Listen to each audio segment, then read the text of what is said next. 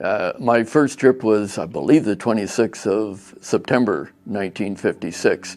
I was just a passenger in the back seat. It was our familiarization flight. And I can remember that flight like it was yesterday. It was so smooth and so quiet. And I thought, they're actually going to let me fly this. And that's the way we went through our training. I had very good instructors. In fact, the chief flying instructor had me as his student until I went solo. We went solo, I believe, on our 6th trip. So to transition from something like the Harvard, which was a tail dragger airplane, to a tricycle gear jet aircraft, 3 and 4 times the speed, it says a lot for the aircraft that we were able to transition in that short period of time. But I just fell in love with the aircraft then, and here I am 55 years later, still in love with this airplane, D-33. Yeah, as I said, I fell in love with it 55 years ago. I think aesthetically, it's one of the prettiest jet aircraft ever designed.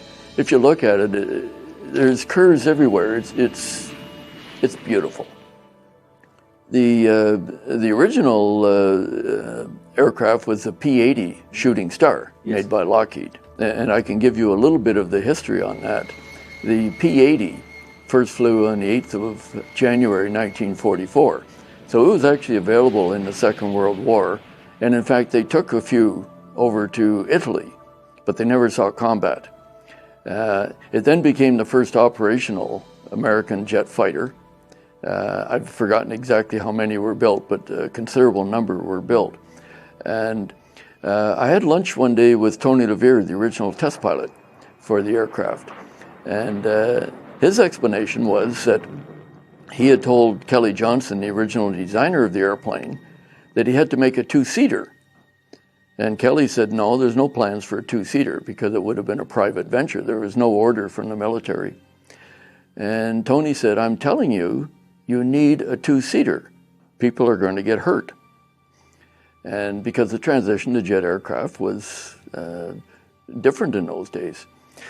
Anyway, partly to humor them, they broke an airplane apart in 1947. And on the 22nd of March, 1948, it flew as a TP-80C. T for trainer, P-80, and it was a C model. And the rest is history. Later, when the United States Air Force was formed in late 47, by 1949 they changed the name to T-33 from what was then the TF-80C, but it was still called the Shooting Star. And anyway, they made 5,691 of them. The Japanese made 210, and Canadair, with that beautiful Neen 10 engine, made 656 of them. Now, in Canada, we called it the Silver Star, and that was a combination of Shooting Star, which was the American version, and the Silver Dart, the first airplane to fly in Canada on the 23rd of February 2009. So I think we've come up with a beautiful name for a beautiful airplane. Silver Star is just, it's beautiful. Dick Bong, the very famous World War II fighter pilot, was killed in a P-80 Shooting Star. I believe it was on takeoff. He had an engine failure, and again, I believe it was determined to be the fuel pump. Since then, they redesigned the airplane to avoid that kind of incident. So the T-33 is a very safe airplane today.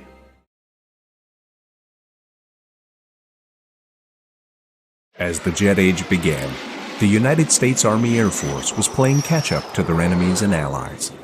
With the Messerschmitt Me-262 tearing up the skies over Europe, America needed to respond with its own jet fighter.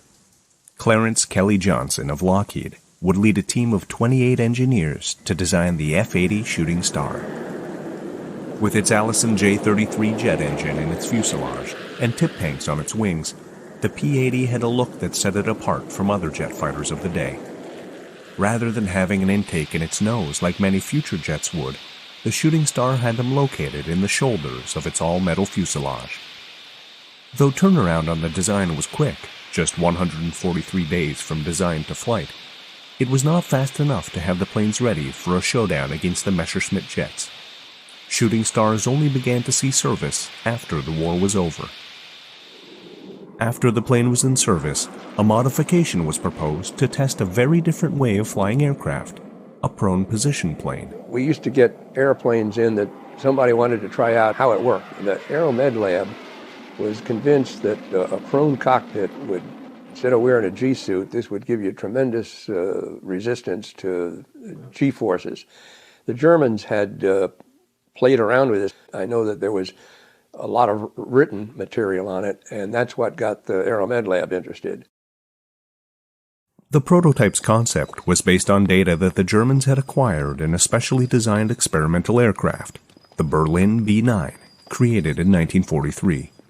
This propeller-driven plane, with a large greenhouse canopy, set the pilot in a prone position, lying down at the controls. The cockpit had to be specially designed in order to allow someone lying down to properly control the aircraft, with the knowledge that using the right hand to use instruments on the left side would be extremely difficult. In a sitting position, a pilot could withstand 5 Gs of force for 4 seconds before blacking out, but in a prone position, it was thought that the pilot could withstand up to 11 Gs for 120 seconds. The Berlin B-9 would be a testbed to see the limitations of flying prone and whether these theories were true. Over 30 pilots tested the Berlin B-9 to learn the limitations of prone position flying. From removing the chin rests to developing an exercise regime to keep pilots' legs from cramping up when using the pedals, many changes were recorded on what would make flying in such a position easier and more comfortable for the pilots. All the data from the Berlin B-9's tests were given to the engineers at Henschel, a company best known for their work-making trains. They were hard at work on creating a naval dive bomber, the Henschel HS-132. This plane featured a single jet engine strapped to its back and was designed for a prone position cockpit. A curious-looking creation that never flew, it was hoped that it could help repel the fleets of Allied ships swarming in the waters around Europe.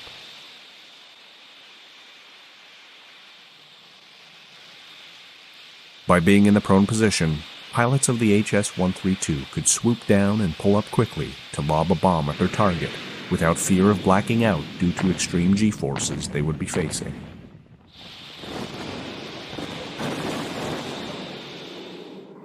With this history in mind, a shooting star was modified to accommodate a second cockpit, one for a prone position pilot in the nose and another standard cockpit.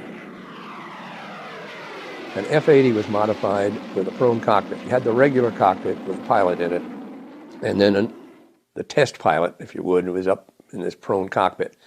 Everybody got to fly it, and everybody said the same thing. It works wonderfully as far as being G resistance. The problem is you can't see where you're going, because if you think about it a little bit, when you're in a tight turn, you are looking up like this, because that's where you're going. Well, when a prone cockpit, you're already looking that way, and there's no way to move your head any further. So you can't see where you're going. But everybody got to play, everybody enjoyed it. Everybody worried a little bit about how to make a forced landing. The approved procedure was the guy in the prone cockpit would bail out first, and he was what was going to hit the ground first.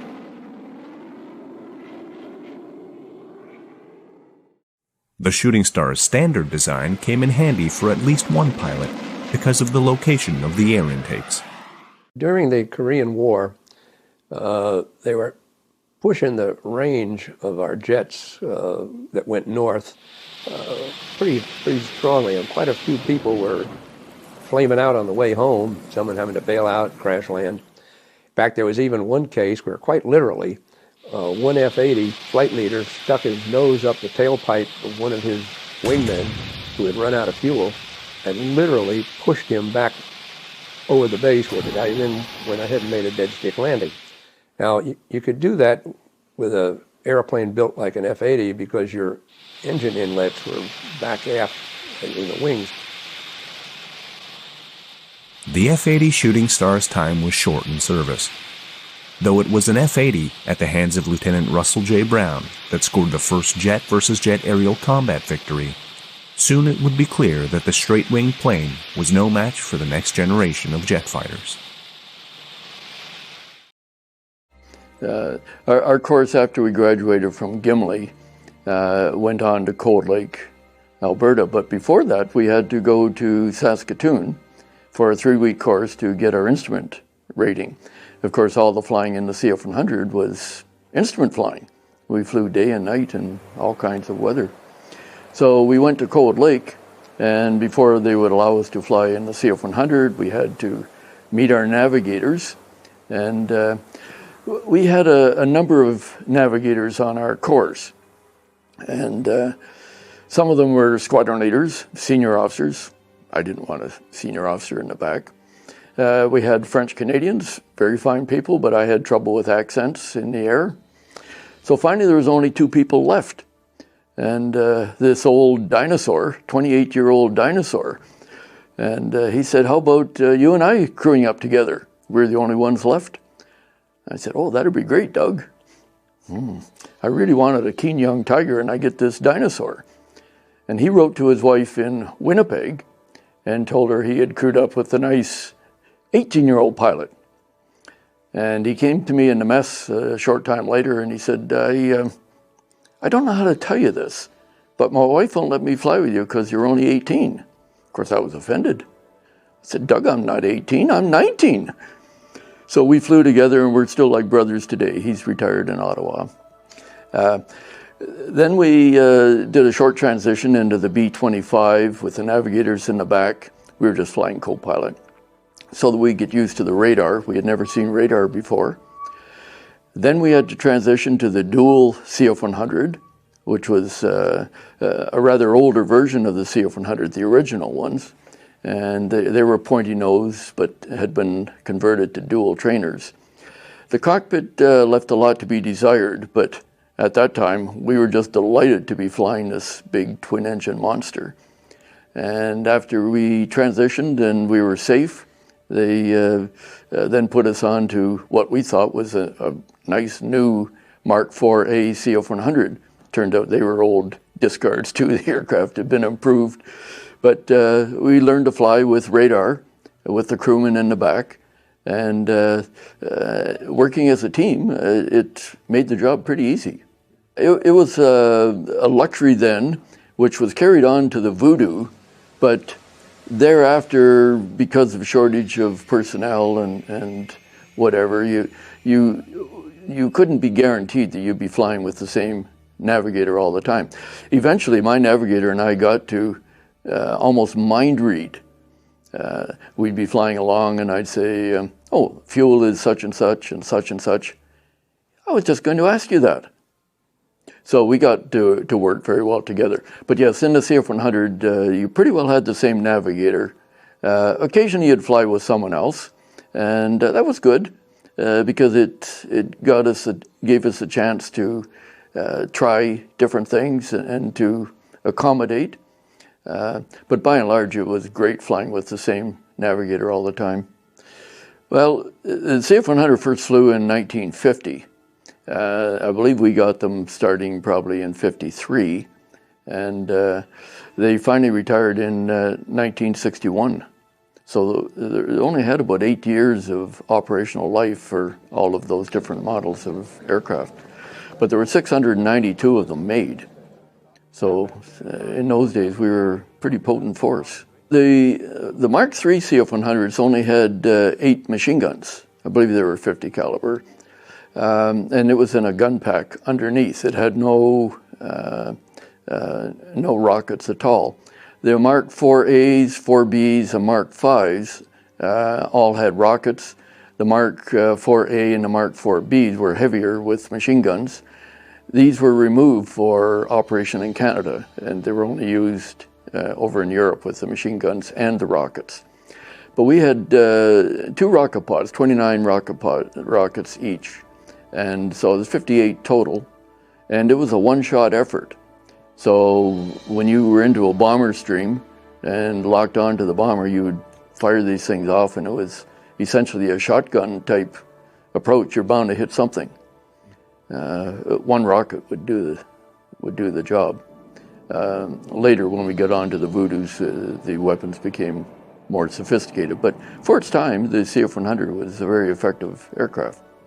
And then, of course, we had 4 squadrons in Europe, and they had both the machine guns and the rockets. The original Mark I, Mark II, and Mark III, the Mark III was the operational version,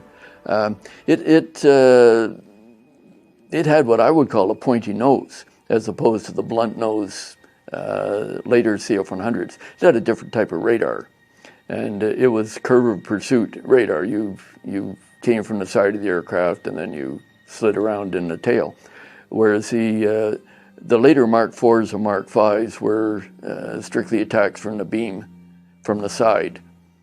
So it had a different type of radar.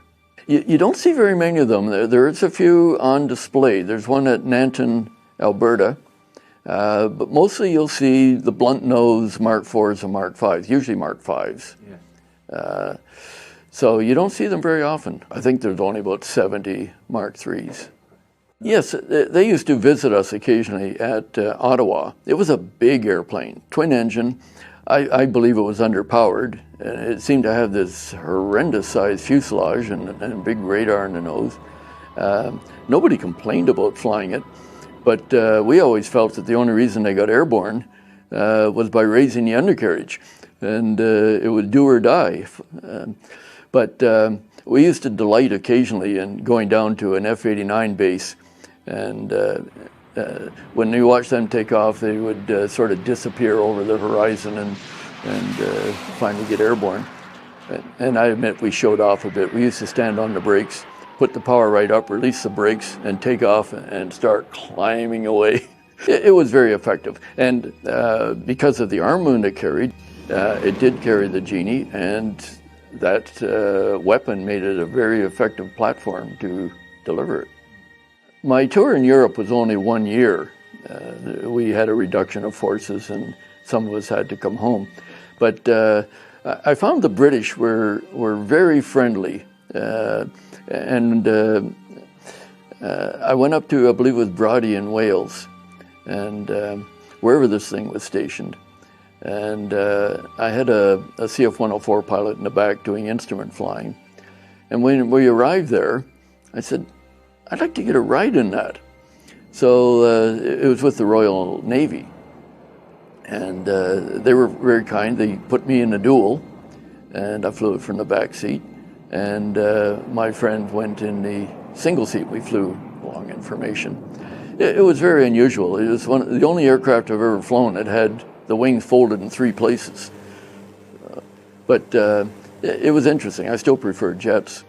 But to get a chance to fly an aircraft like that was quite an experience. In 1969, just shortly after I'd got to Europe, I took a T-33 up for static display for the Battle of Britain at RAF Coltishall, which was the Lightning training base. And I managed to get a trip into Lightning, and which was delightful. And during my time there, they were hosting us, and I was standing in line with a chap with a beard, which was a bit unusual. And I asked his name, and he told me. And I said, and what do you do, Bob? And he said, he says, I fly Canberras up at RAF Cottesmore. So I said, isn't that interesting? I always wanted to fly the Canberra. He says, oh, well, do drop up and see us. So on the way home, I called up to RAF Cottesmore, and I said, would you tell, and I gave his name, would you tell him that Turbo will be back up on Tuesday or Wednesday, whatever the day I had selected. And when I arrived, a few days later, just as I had said I would, there was my Canberra trip waiting for me. So I got 2 hours flying to Canberra. I found the British were absolutely delightful when it came to sharing their aircraft. The B-26 Marauder, made by Martin. It was sort of an American version of "The King is Dead, Long Live the King." When the United States Army Air Force was renamed to the United States Air Force, the USAF, that was in late 1947. They decided to have another look at their program and decided to do away with attack aircraft, because that was Army stuff, that was air to mud. And so they decided to do away with the attack aircraft. At the same time, they retired the B-26 Marauder because it had outlived its usefulness. It wasn't until after I retired from the military that I ended up flying propeller aircraft. I flew the A-26, later renamed the B-26 Invader, firefighting in Alberta for 17 years. And it took me a long time to get to really appreciate propeller aircraft again. I just love jet aircraft. But they had this wonderful aircraft, the A-26 Invader. A stood for attack. And they did away with the attack designation, but they wanted to keep the A-26. So they simply dug a hole, kicked in the B-26 Marauder, and said, "The king is dead," covered it up and said, "Long live the king," and they reanointed the A-26 as the B-26. So there is some confusion, but from 1948 onwards, it was the B-26. It was renamed the Counter Invader in Vietnam, the K model, bigger engines, different propellers and tip tanks, but very, very effective. So to my knowledge, it's the only combat aircraft that served in all three wars. It was, in fact, a larger version of the A-20 Havoc, or I believe it was called the Boston. But the A-20 Havoc was a smaller version of the A-26 Invader. It was delightful to fly, very responsive. Flew it very much like a fighter plane, a little heavier on the controls perhaps. Everything was mechanical and cable. There's no power boost, so it was just Armstrong power steering on that airplane. And it certainly carried a heavy load. In the wars, it carried a 4,000-pound bomb load. And for firefighting, it carried 8,700 pounds. You'll have to convert that to kilograms these days. But 8,700 pounds of fire retardant at very high speed, 235 knots. It was our only transition aircraft. The Chipmunk had been removed from service. It was later returned to service. But we went right on our flying training, right on to Harvard. And it was a challenge. It was a bit of a brute. During the Second World War, of course, it was an advanced trainer. By the time we got on it, it was the basic trainer, because jets were the transition. We were commissioned at the end of our Harvard course, but we didn't get our wings until we flew the T-33. I flew it in 1956. We began at Moose Jaw. I was blessed to have a very fine instructor. We'll call him Ron. Ron was a delightful person, but he had more or less missed the jet age. He had gone from Lancasters to Harvards, a long time on Harvards, and then he went to the Buffalo and so on. Some of the instructors were not very happy about instructing on the Harvard. They'd rather be on the new jets. But he was an ex-maritime man. He flew Lancasters for his first tour, and a real gentleman. And I credit him with making my transition to military life and flying very easy. The Harvard was a brute. Some of the pilots who had never had any flying experience found it a real handful. I certainly had my hands full, but having flown before, I wasn't terrified of it like some people were.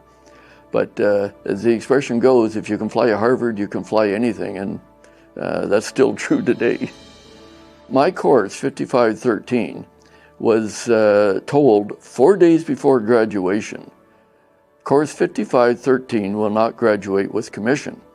Well, we had our officers' uniforms all laid out on the bed, our shoes were polished, we had our new flat hats ready to wear. So we had been working for 9 months for graduation to be commissioned. And Now we're told we're not getting commissioned. So we were only flight cadets, which is one of the lower ranks in the service, and the entire course marched off the base. And since I didn't drink then and still don't drink now, I was made officer in charge of the money, and they went to the local pub and spent 2 days there. And 2 days before graduation, the military changed its mind and said, Course 5513 will graduate with commission. Course 5517, which was many months after us, would not graduate with commission. And there was a reason for it. We understood that later, but 4 days before graduation is not the time to tell us. The rationale was the transition to jets was not all that easy. And some of the people were taking advantage of it and perhaps deliberately failing, or were simply failed. And then they would take their logbooks and get a civilian license and join the airlines. So, and once you commissioned a man and then tried to get rid of him, it was a difficult process. It took time. A flight cadet, now called an officer cadet, instantly dismissed. So that was the reasoning, I believe. They just felt that if you didn't make it on jets, you weren't going to get your wings, and if you weren't going to get your wings, you weren't going to get your commission. So there was a practical reason for it, but when you're young, in my case, I was 18 years old, it seemed very unfair. I sort of fell into the job. I had retired from the military in 1982, and I was on leave. I had lots of leave left, and it turned out that they had hired a fellow who hadn't worked out too well. Now, I had been over in Europe visiting friends while I was on leave, and my lady friend was Danish, and I called her and said I was in Ottawa, I'd be home shortly, and she said, Turbo, somebody from Hairspray? And she couldn't figure why, with my head of hair, which wasn't much, I would want to work for a hairspray company. I said, oh, you mean airspray? Oh, yes, airspray. So anyway, they hired me. And so that's how I got the job. I just fell into the job because someone didn't work out.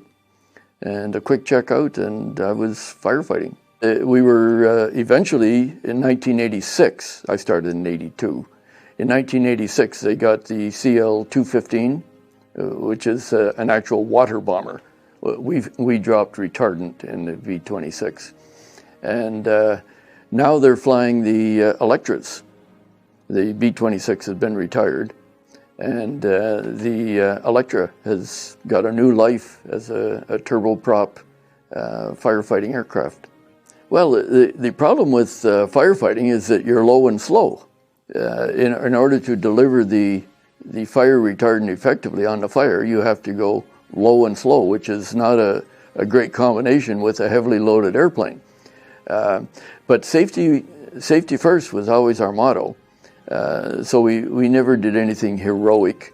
The Bird Dog aircraft went in first with the forestry officer and surveyed the area, decided how we wanted to fight the fire, and we always put our retardant loads outside the fire, never inside. That would be useless. So we effectively corralled the fire, and then the water bombers, carrying only water, would actually drop on the flames and try to suppress them. But we actually built a corral around the fire. And one of the cardinal rules, never bomb uphill. An engine failure there would be catastrophic, so it was always downhill. Well, I think we're doing it with the Jet Aircraft Museum. It's based in London, and at the moment we have 6 T-33s, plus a 7th one that's flying under the banner of the Jet Aircraft Museum. It's based here in Kitchener. You can see a picture of it here, the Mako Shark T-33. We are planning this as a flying museum. There are a few operating in the United States, and very effective, but it's very costly. And therein lies the problem. We need help. We need volunteers. We need financial support in order to continue with our mission, which is to have a flying museum. Certainly, it's very important to have aircraft for our heritage on display, static display on poles instead of in a smelter, in a museum like the National Air Museum in Ottawa and other smaller ones, but desirable ones across the country. But I think in Canada we're unique in that we're a flying museum, and we're still in the early stages. It's only been a few years since we ferried the aircraft in. We've done a test flight on our first aircraft, and now we have, of course, the Mako Shark, the T-33, which has just been very, very popular. But our idea eventually is to have all of these 6 T-33s flying.